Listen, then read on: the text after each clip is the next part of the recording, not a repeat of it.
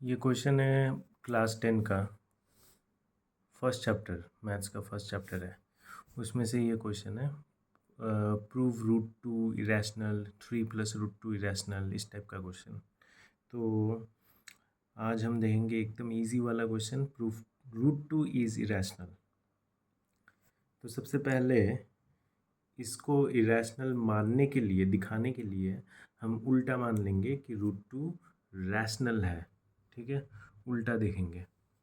तो let us assume that root two is rational, इसीलिए root two हो जाएगा a/b, क्योंकि रैशनल नंबर किसे कहते हैं, जिसका फॉर्म होगा a/b या फिर p/q, जहाँ पे p या q या फिर a और b को प्राइम नंबर होंगे।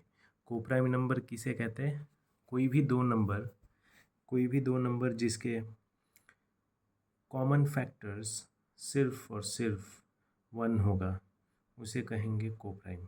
यानी वो दोनों नंबर को सिर्फ 1 डिवाइड करेगा और कोई नहीं डिवाइड कर सकता। तो b इस साइड आ गया, तो root two b equal to a। वो दोनों साइड स्क्वायर करेंगे क्योंकि हमें रूट को हटाना है। तो इस root two B whole square equal to a square, root two का होल स्क्वायर कितना 2, फिर 2b square equal to a square, इसको इक्वेशन 1 देंगे। फिर यहाँ पे 2 जो है इस साइड आके नीचे आ जाएगा, तो यहाँ पे हमें दिख रहा है कि a स्क्वायर को 2 डिवाइड करता है। तो थ्योरम 1.2 के हिसाब से 2 अगर a स्क्वायर को डिवाइड करता है तो 2 a को भी डिवाइड करेगा।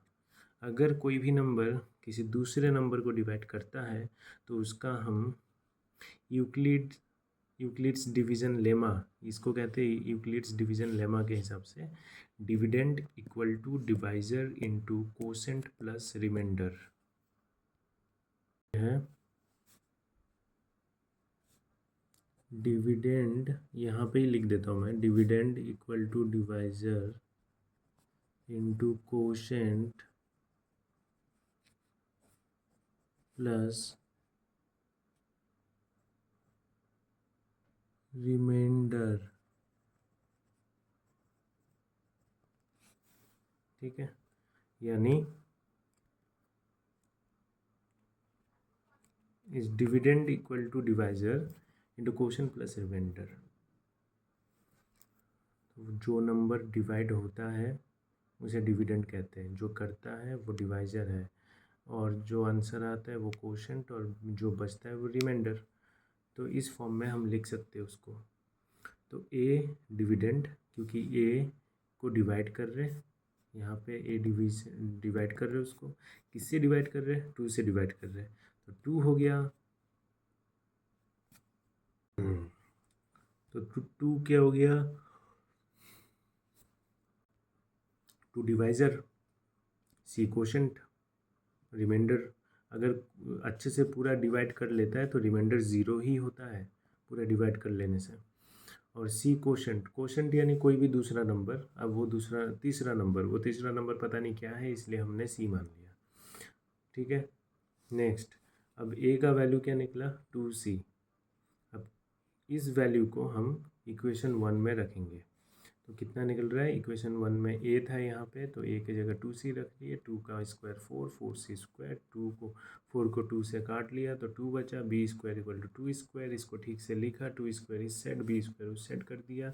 ठीक से लिखने के बाद 2 को इस साइड कर दिया, तो b स्क्वायर बाई 2, यानी b स्क्वायर को भी 2 डिवाइड करता है, तो फिर 2 b को भी डिवाइड करेगा, सेम थ्योरम 1.2।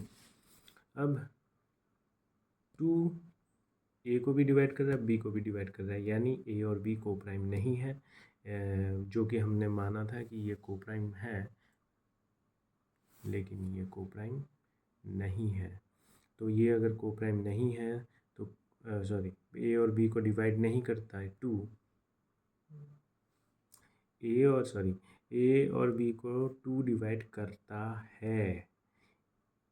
अगर सिर्फ 1 डिवाइड करता तो को प्राइम होता, लेकिन 2 भी डिवाइड कर रहा है, इसलिए ये दोनों को प्राइम नहीं है। तो this contradicts the fact that a and b are coprime. और ये contradiction this contradiction is arisen due to our wrong assumption. क्योंकि ये कॉन्ट्रडिक्शन क्यों हुआ? क्योंकि हमने एजम्पशन कि जो एज्यूम किया था वो रॉन्ग निकला। वो रूट टू असल में क्या है?